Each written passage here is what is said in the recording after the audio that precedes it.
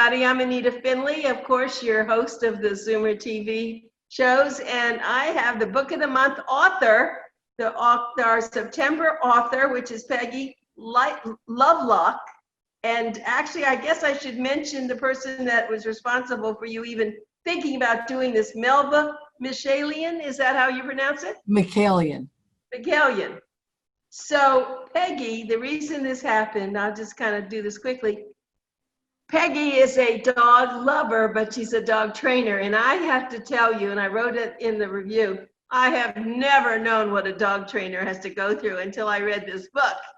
And Peggy, though, of course, has a great, not only does she have a love of dogs, but she has, I would almost call her a dog whisperer. What she does is she listens to the dog and she responds to what she hears that dog needs. Is that fair, Peggy? Sort of. It might be a little overstated to say a dog whisperer, but I watch, I'm more or less watching their body language because dogs don't talk to each other as we do. We yammer to each other all the time. They, in their body language, which can be very subtle. And so I had to learn it. It was a learning process for me as well. But a lot of times people will think the dog is sending them one sort of message when in fact it is the opposite. So you have to learn it. You learn it. Well, that's kind of, it's a funny thing to talk about my dog's poops because a lot of times I say, come on, we have to go, Jack.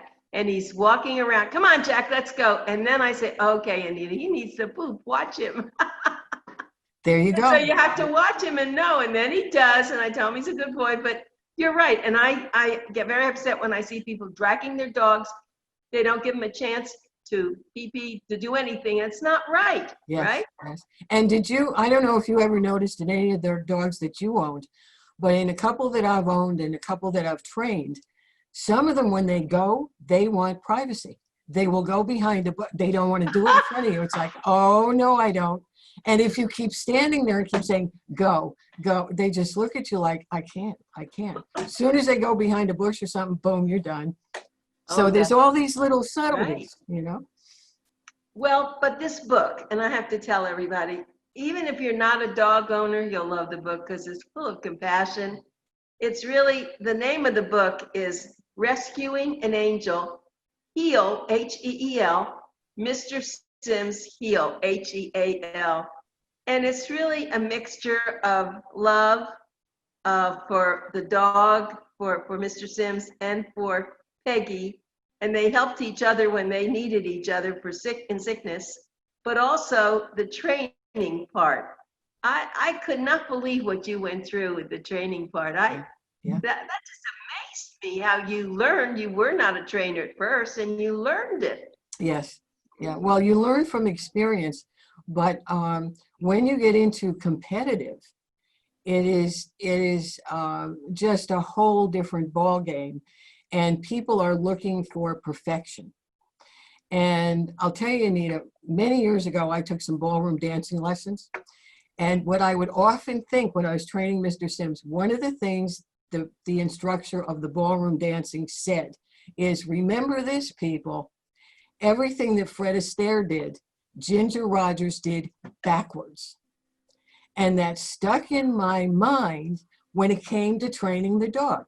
So suppose you have like a little terrier that can only take little steps, and you want to look, you get in the ring and you want to look very, whatever, and you start taking these long strides. Well, where's the dog going to be?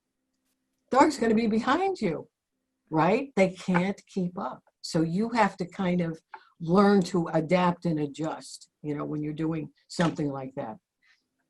And what I loved about your book, really, Peggy, is you knew when your dog wasn't feeling well and couldn't do what you had trained him to do. Absolutely. And you were very kind about it, even though these competitions are expensive. You have to go, you had to take a lot of responsibility for all this. Yeah. And of course, your dog, and now I have to talk about your husband, Frank, because it was wonderful. He was there supporting you and the dog. Yes. And he has a lot of love for the dog. And I think you trained Frank as well as Mr. Sims. To some degree, yes. And Frank did get some titles on the dog going into a different type of obedience than I was doing, because the type I was in was very stringent. You couldn't talk to the dog other than if the judge told you to give the dog a command. In what Frank was going into, which is called rally obedience, you can talk to the dog and encourage the dog all along the way. So that's why I didn't want to do both, because I didn't want Mr. Sims to get confused. That's why I said, when Frank said about doing rally with him, I said, okay, I'll show you what to do. You do it with him. Yeah, So that's why we had the separation there. Well, the one story that was so special is, of course, Peggy is a dog trainer, and she wound up with a person who had a dog, and she went to train the dog. And the woman was not very patient, wasn't very nice, and it was this darling Shih Tzu. I have a Shih Tzu, and they're so special. They have a personality and a way about them that I don't think another dog has. But anyway, so the woman just was not the dog lover that Peggy and I are. So when she finally was giving up on the dog, I'm taking it to the pound, and then tell the story after that. She called me. Well, she had come for maybe 2 or 3 lessons, and the dog worshiped the ground she walked on. I mean, there was he would do whatever she wanted him to do. But a couple of things, I think, because he was supposed to be a very tiny Shih Tzu, and he kept growing and growing. And I think that was part of the issue with her, because I think in the back of her mind, she may want to have bred him. The other thing was she had 4 kids, young, and she let them just treat the dog like he was a stuffed animal. Well, dog's not going to put up with it. They'll put up with a certain amount, but there's a point where they say that's enough, So anyway, one day she called me and she said, either you take this damn dog or he's going to the pound. And I was not ready for another dog. I had just lost my chow, and I had said, no more dogs. That's it. I can't do this again. And I even tried to I called different people and said, he's a lovely dog, whatever, I'll help you train him. For some reason, he was meant to be mine. It was destiny. So I ended up taking him, and he was delivered to me on Halloween of all days, which was great, and the story went from there. It was just, it was love at first sight, I think, for both of us. It worked out very, very well. And how long did you have him? 12 and a half years. And he was almost 2 when I got him. Well, something, I have to get the book to say this. I don't want to say it correctly. No, it's on, I know it's on, and I think it fell out of my book. It says something, it's that wonderful bookmark. Oh, I had it there and I don't have it now. It says about, don't mourn, be happy you had them. What is that sentence you say? That was, I think, the end in the epilogue. I think that's where I had that. And it was Dr. Seuss. It was a Dr. Seuss, yes. saying. Yes, now let me see if I can find it. Yeah, I have the book. I can go to the epilogue. Yes, it's the epilogue. I'm pretty sure the heading on the epilogue. Yeah, it was so beautiful. It says, yeah, let me see. Okay. Yeah, don't cry because it's over. Yeah. Smile because it happened. Oh, and that was it. That was Peggy, the story. That could be perfect for losing a spouse, losing a child, anything. Yes. And I didn't realize Dr. Seuss was so philosophic. I didn't understand that. I always loved his books, but I didn't know that. But that's what you have to think about, isn't it? Yes, absolutely. Absolutely. And I wrote the chapters first, but I wanted to head each one with a saying. So after each chapter was written, then I would look for what I felt would fit. I just didn't want anything, just a matter of putting a sentence on top of a chapter, And when I got that for the epilogue, I said, that's it. That just sums it all up, That's And true, I've had people tell me, particularly now, it's funny you bring up about losing a spouse. People that have lost, a couple of friends of mine have lost their spouses, and they said, boy, this book brought them through. Yes. Because it just kind of gave them clarity or closing or exactly what, I'm not sure, but it was helpful. So, Well, it was very good because the next book, the book of the month coming up in October, yeah. is on mourning Oh, and losing really? someone. And so it's quite a wonderful book, even though it's, it's a sad book, but I thought of, as I was reading it, I thought about your book Uh-huh. and all the things that was in it. So my guest is Peggy Lovelock, and the book is called Rescuing an Angel, Heal, Mr. Sims, Heal. That's Heel, Heel, and then Heal. And Yes. so was Melva happy with the book that you produced? That Yes, she, she was. Yes, she was. She did not do any of the writing, but right. she is a published author, a very good one, and also an English teacher. And she'd come for a lesson and just was so delighted with everything I did with her dog. She said, "Did you ever think of writing your book, as far as training?" And I said to her, "Doesn't everybody think of writing a book?" Yes, but I didn't want just a dry chapter 1, this is how you teach the dog to sit, chapter 2, this is how you teach him to stand, and that. So I wanted to intertwine Sim's story because to me, that had a lot of value as well as formal training, actually to getting to know a dog, understand it, and see what is really going on in the dog's head. Absolutely. Well, I think you're a dog trainer's trainer. I hope people who are trainers, you have classes for them because I'm sure, according to some of the things I read about, they need it. Well, everybody has their own niche. Everybody has their own way of Yeah. doing things, you know. But one of the things now I have, which I mentioned in the book, an evaluation of the dog to find out what kind of temperament it has, um, the best way to praise it. Some dogs you can give that effusive praise, oh, what a good boy, whatever. Others, if you do it, it either startles them or they don't think you're serious. So you've got to kind of know which way, like for example, if you have a slow going English bulldog, you can really jazz them up, that you need to jazz them up.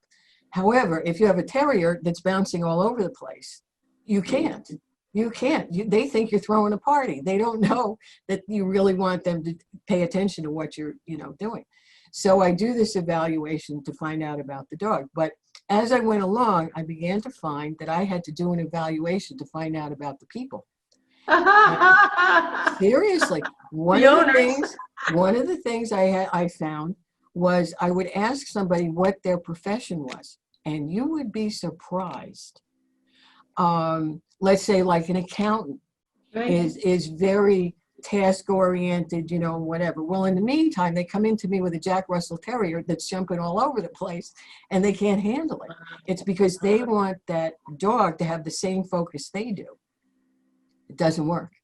It doesn't work. But it's I find it very interesting to ask the people what what do you do for a living? And maybe get into a little bit more, maybe about some of their employees and how they treat them. You'd be surprised. You'd be surprised how it carries over. It really does. That makes a lot of sense. That's very good. The what I really encourage people to do to buy this book is, if you have a dog, you're going to love the book. I mean, because it's going to help you, and you don't have to be into dog training as far as competitive training, but it will help you with training your own dog.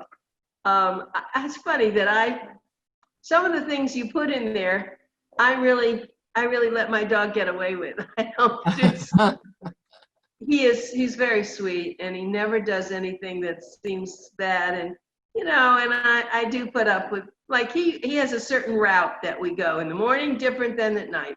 And every once in a while, I want to move a different way. He does not want to. I said, okay, come on, we'll go where you want. And I do it because, and some people say, well, no, you should be in control. Wait a minute. He's a dog and he's sweet. Let him be in control. Yes. He has congestive heart failure. I don't care.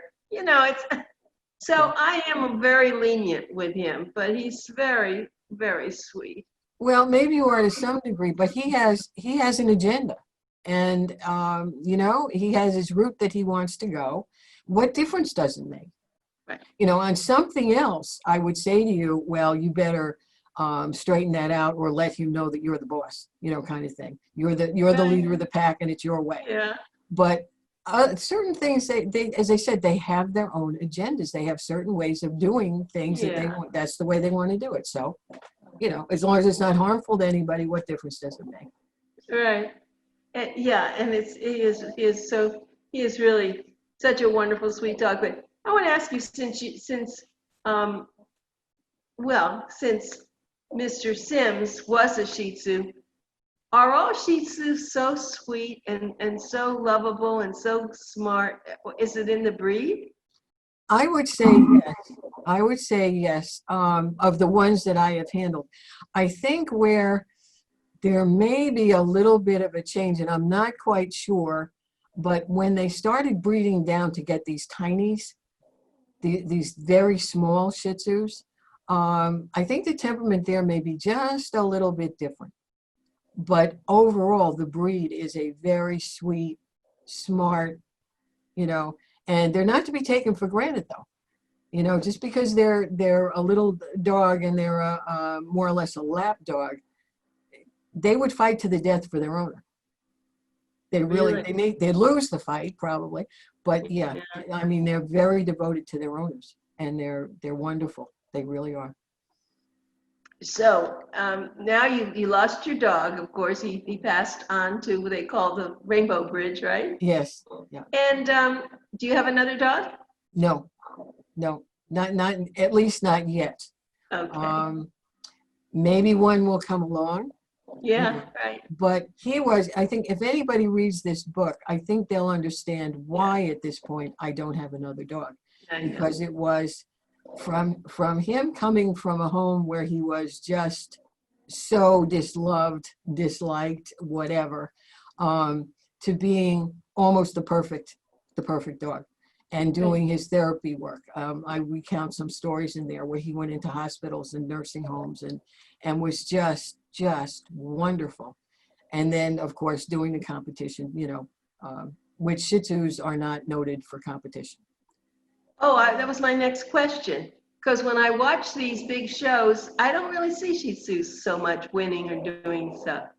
No, in breed you see them, with the full-blown long coat that's dragging the Right, ground. yeah, right. But breed is different from obedience competition. Obedience, as you saw in the book, the different tasks that they have to perform. And Shih Tzus are in what we call the toy breed. They weren't bred for anything other than to be companions. A lap dog. Yeah, a lap dog. So you have your border collies that were bred, for something. You have your corgis, believe it or not, and the reason why for cattle, the reason why corgis are so low slung to the ground is so when the cattle kicked up, when they were trying to herd the cattle and the cattle would kick up, they'd miss it. Because you have this short little dog. Okay. If you look at almost any other breed, they were bred for a purpose, for farm work or whatever kind of work. In fact, there's something in kind of a joke among trainers that if you asked a German Shepherd to do something for you, they'd say, "Yes, master, I'd be glad to do whatever you want." If you ask a Border Collie to do something for you, they'll say, "Yes, master, and how many times do you want me to do it?" You ask the Shih Tzu to do it, and he looks at you and goes, "Why?" I love that's true. Okay, so you could put that to a Shih Tzu, you could put it to a Basenji, certain little terriers. They'll just look at you like, what? What do you want me to do? Where the other breeds, Labradors, Goldens, anything that were really bred for something, they're very willing workers. Whereas with the Shih Tzu, particularly with me with training, and I put it in some of the story in the book, in some of the story, you got to convince them. You got to convince them, this is what I'd like you to do, please, and then they'll work with you. But you just can't hard handle them. It doesn't work. Yeah, and you did a lot of treats. I saw that that's how you thanked if they did something good. You had treats in your pocket. Right, but it was not, I do not believe in constant treat giving when you're training. It should be sort of, it's always the verbal praise you know, the really good boy or excellent or whatever word you want to use, and then the treat. And sometimes you build up that anxiety in the dog that, oh boy, if I do it right, maybe I'll get a treat this time. Well, you don't get it all the time. So next time you ask them to do something, they put a little more effort into it and think, maybe this time I'm going to get that treat. So as I said, I'm not just a constant treat trainer, because my thought is, particularly just for my clients that are want pet training, what do you do the day you don't have a treat? You're in That's trouble. really true, because Yeah. Jack, my dog, somehow he's so good. He loves to ride in the car, but I've spoiled him. When we get in the car, he waits for me to give him a treat. Okay, I give him a treat. If I go out to do something, I take him out with me, come back into the car, where's my treat? So I do have them in the car. And of course he sniffs around if I'm driving. No, Jack, you cannot get the treat. Go sit down. You cannot do this. But I did run out of treats. And I kept saying to him, Jack, I don't have any more treats. And he didn't understand that. Right. So what you were saying, he didn't understand. And so I spoil him. I ran to a pet store to get treats. So I'm just a little pussy about all this, but I love him so much, and I don't want him to be upset. He's sleeping right here by me right now. Oh, he is? Oh, yeah. Oh, I'm in that's my house, and he's a lovely, lovely dog. I mean, I rescued him from, the rescue place is they have hospice for dogs. Mm-hmm. And they had a very cute little Shih Tzu that had congestive heart failure. And I rescued him, and I adopted him. I didn't just put him out, so. And with medication, Peggy, he's doing very well, as a matter of fact. I've gotten him on some other kinds of stuff that I know he likes, little sweet potatoes and things that I think are good for him. So every day that he's alive and, and he's good, I'm happy and he's happy. Yeah. And that love that you give him is also great medicine. It really is. It really I is. believe it. It's medicine for me too, because it keeps me from being lonely since my husband's not alone. Well, let's talk a little bit about Frank. I know you have him. I don't know too much about Frank, and he's your wonderful husband. Mm-hmm. And how is he with dogs? He loves them like you do? Yes. I think his relationships, he grew up with dogs. I did not. I had them, family. Well, my mother was a bad asthmatic, so I couldn't have anything. I could have no pets. But anyway, Frank grew up with dogs, and sometimes he'd take not only his dog, but some dogs in the neighborhood for walks and runs and, and that kind of thing. But so his thing was more, how can I put it, was more hands-on. Just a dog is a dog, and you take them out and you run them and you play ball with them, and that, not into the subtleties. And that's why when we got our first dog when we were first married and all that, and then I started to pick up on the subtleties even back then, and it'd look and it'd say, gee, I never noticed that before. How did you, But I also said to him, well, don't forget, I'm an only child. He's from a family of 5, all right? Being an only child, I think in talking to other people that are only children, our powers of observation may be a little bit more than somebody else's, because we had no siblings to say, oh, well, you do this, well, I do that, or what. We had to kind of learn stuff on our own, So I think that's, that's part of it. But he enjoyed, once I had Sim trained, and the funny thing was, their relationship was like brothers. Sim's relationship with me was, he knew I was the leader of the pack, He loved me dearly, I loved him dearly, but he knew I wasn't going to take any nonsense. Okay. Frank was another story. Like I said, they were more like brothers, Right. Don't tell mom we did this, but let's go run around the living room a few times. Right. Well, I love him already. Let me tell everybody, I'm talking with Peggy Lovelock. Her book is Rescuing an Angel Heal. Heal. It should be feel, because that's what she did feel. Look at the face on this dog. I mean, that's The Shih Tzus have the cutest little face. And the story is so beautiful. In fact, the testimonials put it really where it should be, that I believe that Peggy, after reading the book, I did not know Peggy before this, but Peggy does have, and she has an art, she's an artist in a sense. She's an artist with dogs, dog training, dog loving. And I think if people will buy this, whether you have a dog or not, you'll see a lot in here. It's very philosophical. And maybe you can even start thinking about people the way she thought about dogs. Yes. Right? That's true. That's true. And also, well, what you pick up from dogs, as I said, the body language, it makes you even sharper as far as looking at people and Yeah. knowing, like for instance, a little off the track, but I think I told you we enjoy going to the casino. And there was a cashier, Chinese lady, and my husband would go and cash the tickets for me. And then one day I was on the line for this lady, and he said to me, "Oh," he said, "she doesn't look up, she doesn't interact, she just doesn't do anything." She wasn't nasty or anything, but just Yeah. Well, I thought, let's see about this. So I go up with my ticket. First thing I did was, "Hi, how are you?" Immediately she looked up. She was shocked. Well, I guess some people can be very nasty, and if they're losing at the casino, they're not happy. Sure. And she looked up and she kind of smiled. It was almost like it took her by surprise.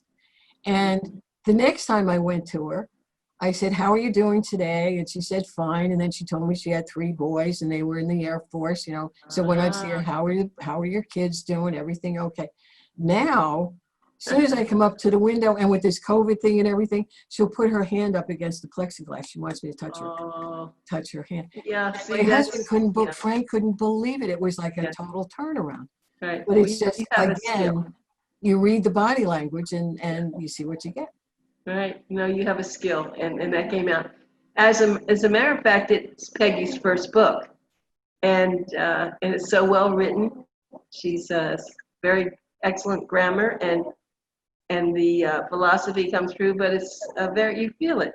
You just, the way you spoke about everything. And I want to go back to something you said. Every chapter at the beginning there's a quotation before underneath the title of that chapter. And when you read it, you know what that chapter is going to be about. How did you have a hard time finding those quotations?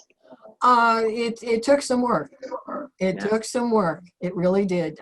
Because, as I said, I just didn't want to put anything in there. I wanted to be apropos to the chapter and what it would kind of lead you into. I wanted to kind of give you a little taste of what now we're going to read about and find. Right.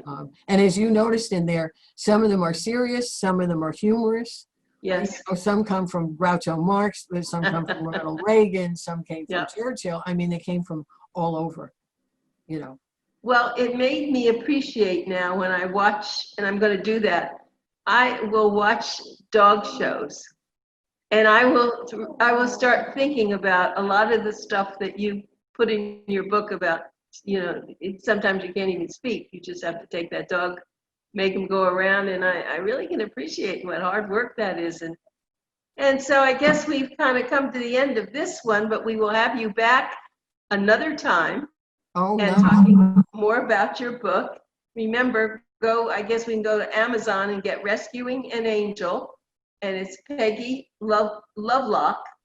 So it's anyone, if you want to get a dog, please never go to I'm sorry, I hope people aren't listening who sell dogs, but please go to a shelter and buy and get a dog, because they're sitting there waiting. I think about my little dog who, if I didn't come and get him, I can't even believe it. So, right? Yeah, definitely. Definitely. Peggy, Or I would say even a good breeder, a reputable, good breeder. And sometimes you will get a dog that they no longer feel is breed worthy, or let's say if it's a female, well, they've bred her 3 times and they feel that's enough, kind of thing. You can get a nice dog that needs, now instead of being in quote a profession, now this dog needs love and attention. Oh, that's a good point. Okay. Anyway, thank you again. Say hello to Frank, and we'll catch up on you next month. Okay, Anita. Nice Thank you talking to so you. much, Nice being Peggy. It here. was wonderful, really talking with you. Thank you. Okay. You too. Goodbye, everybody. That's the end. We have another interview coming up in a short time, so just stay with us, and thank you again. And say hi to Jack. Oh, yeah, I will. And you'll get another dog soon, I'm sure. You can't be without a dog. He'll come knocking on your door. Exactly. Exactly. Peggy, I'm here. Yeah. Okay, so we'll get you another time. Thank you. Okay, you take care. You too.